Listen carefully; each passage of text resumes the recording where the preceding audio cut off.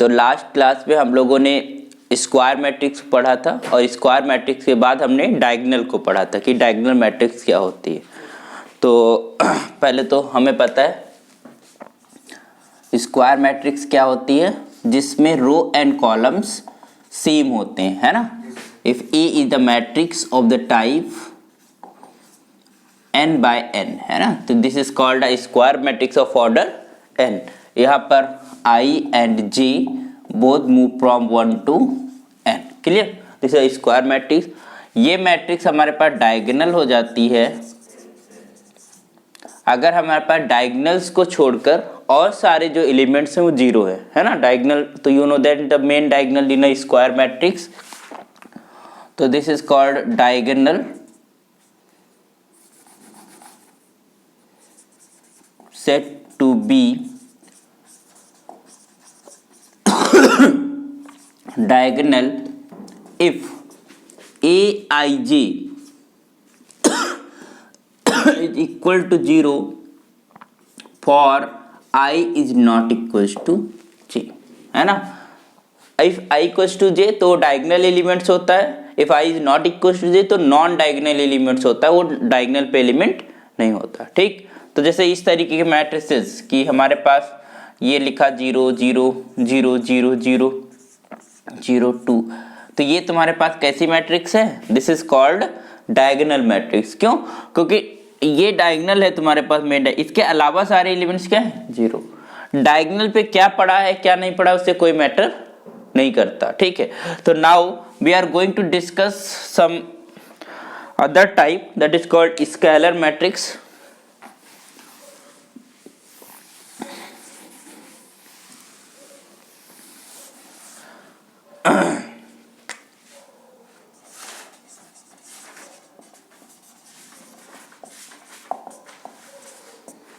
A diagonal matrix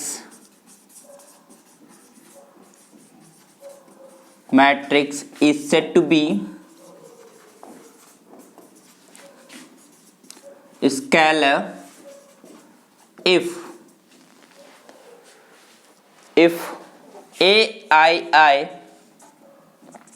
is equals to k, where k is any real number, कि कोई भी real number हो सकती है, फॉर ऑल आई। मतलब पहली बात, जब डायगोनल हमने मैट्रिक्स बोल दिया तो उसमें स्क्वायर मैट्रिक्स आ गई और स्क्वायर मैट्रिक्स में नॉन डायगोनल एलिमेंट्स क्या पड़े हैं, जीरो। अब केवल नॉन डायगोनल एलिमेंट्स तो जीरो है, साथ साथ में ए आई आई बराबर क्या है, के। मतलब हमारे पास प्रॉपर्टी है कि वो डायगोनल मैट्रिक्स है। डायगोनल मैट्रिक्स का मतलब ये है कि ए आई ए बराबर के and this A I J is equal to 0 for I all not equal to J, for all I is not equal to J. अगर कोई नॉन डायगोनल एलिमेंट्स है तो क्या होगा, जीरो होगा। जैसे इस तरीके का element matrix,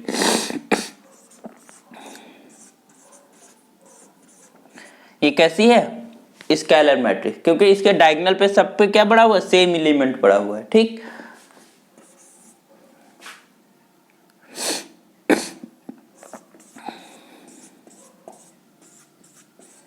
Is it a scalar matrix? Yes, sir. Yes, because सारे डायगोनल पे क्या पड़ा हुआ है, जीरो, दैट्स ओके। अच्छा,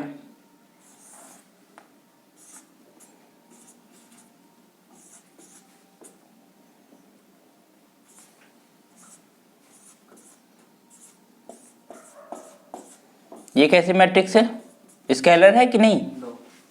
क्यों है? कैसे है? क्या ये डायगोनल है? डायगोनल नहीं ना, तो डायगोनल मैट्रिक्स होगी उसके बाद उसको स्केलर बोलेंगे ना। हमने यह प्रॉपर्टी लिख भी दी है कि डायगोनल पे सेम एलिमेंट्स पड़े हों और नॉन डायगोनल पे जीरो। ओके, तो यहाँ पर नॉन डायगोनल पे तो नॉन जीरो एलिमेंट्स हैं, तो इसका मतलब दिस इज नॉट डायगोनल। पहली बात तो डायगोनल ही नहीं है, और डायगोनल नहीं है तो हमारे पास नॉट स्केलर, क्लियर। तो ये ध्यान रखना है कि डायगोनल मैट्रिक्स होगी और जो उस डायगोनल मैट्रिक्स के अंदर डायगोनल पे सेम एलिमेंट्स पड़े हो तो उसे हम क्या बोलेंगे, स्केलर मैट्रिक्स बोलेंगे, ठीक है। अब जब हमने डायगोनल मैट्रिक्स पढ़ लिया तो हमें आइडेंटिटी मैट्रिक्स हम लोग पढ़ते हैं। आइडेंटिटी मैट्रिक्स क्या होता है? एक स्क्वायर मैट्रिक्स या एक scalar matrix, scalar matrix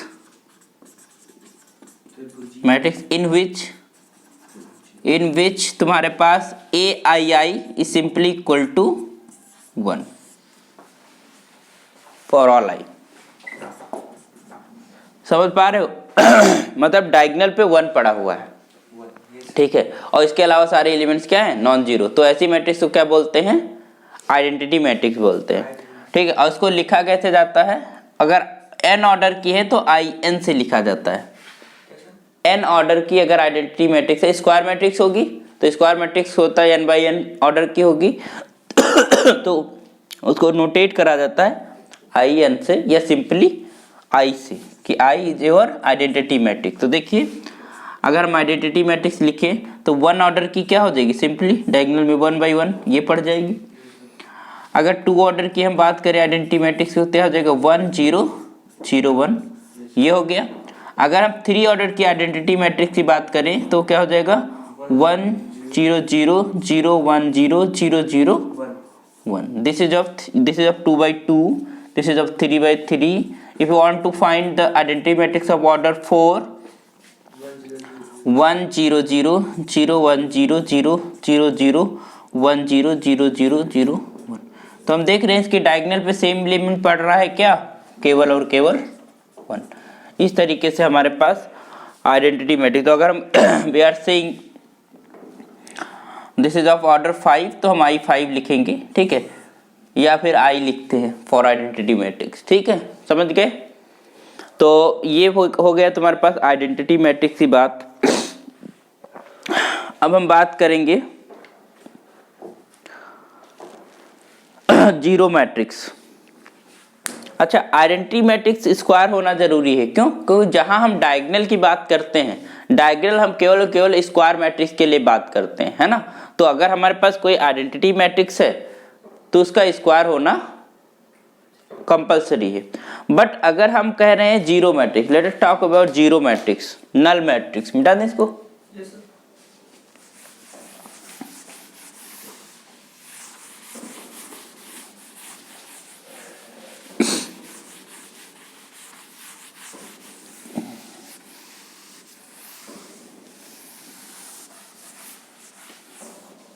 zero matrix नाम से ही पता चल रहा है कि हर एक एलिमेंट क्या हो? जीरो। तो a matrix A is just equal to Aij of order m by n। अब यहां पर ऑर्डर स्क्वायर मैटर नहीं करता, ठीक है, ऑर्डर कोई भी हो सकता है। Is set to be zero matrix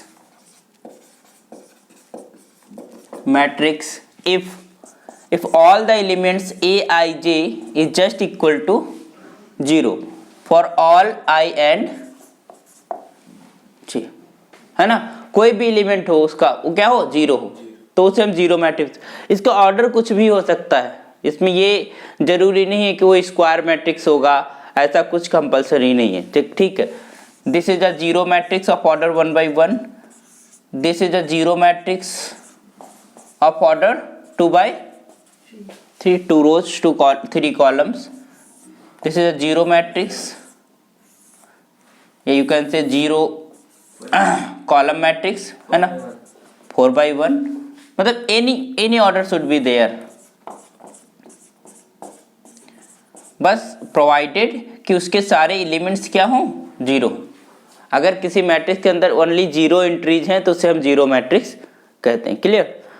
तो हाँ, ओके, एक चीज है that is important, equality of to matrices. दो मैट्रिसेस इक्वल कब कहे जाते हैं, है ना।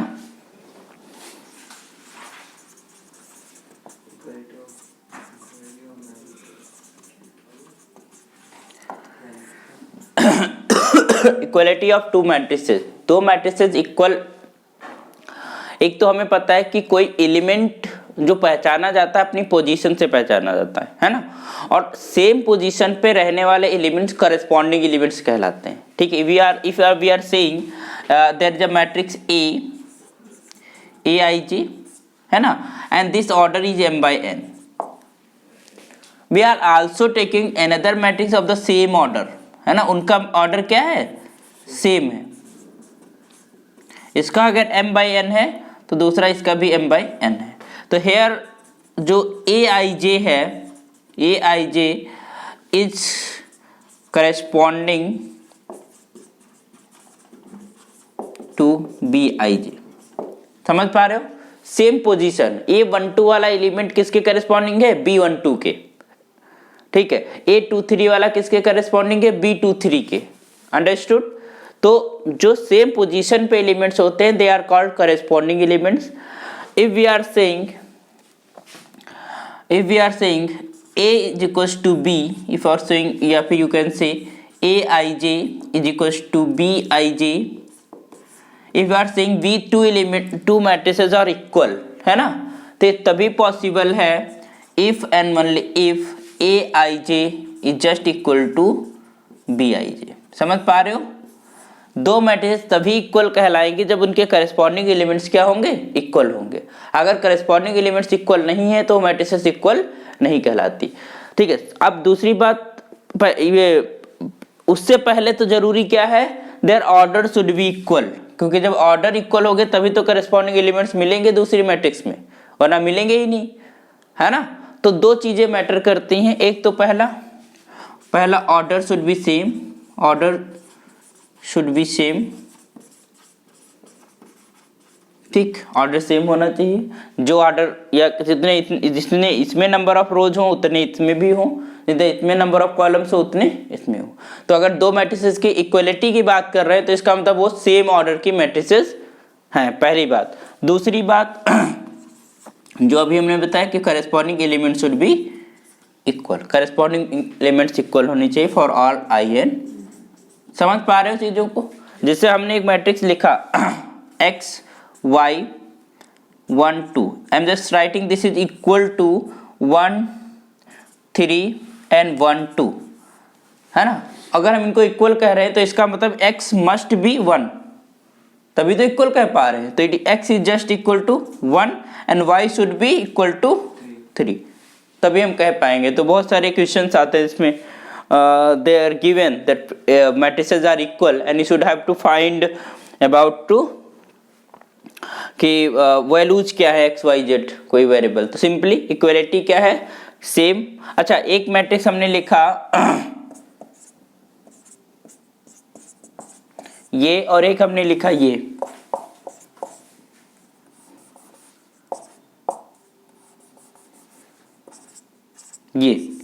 दोनों इक्वल है, क्यों? जो ऑर्डर है उसका सेम। हाँ, order is not same, here order is 2 by 3, here order is 3 by 2। Okay, तो फर्स्ट कंडीशन है कि order should be same and then their corresponding elements are equal, तो matrices are called equal matrices. Okay, तो जो first exercise है इसी theory के ऊपर बेस्ड है, सिंपली कि इक्वलिटी है, एलिमेंट्स मैट्रिसेस को फॉर्म करना है ना, वो सारी चीज़ें पे है। तो आइए कुछ प्रॉब्लम सॉल्व कर लेते हैं, फिर नेक्स्ट एक्सरसाइज पे मूव करेंगे हम लोग। मिटा दूँ?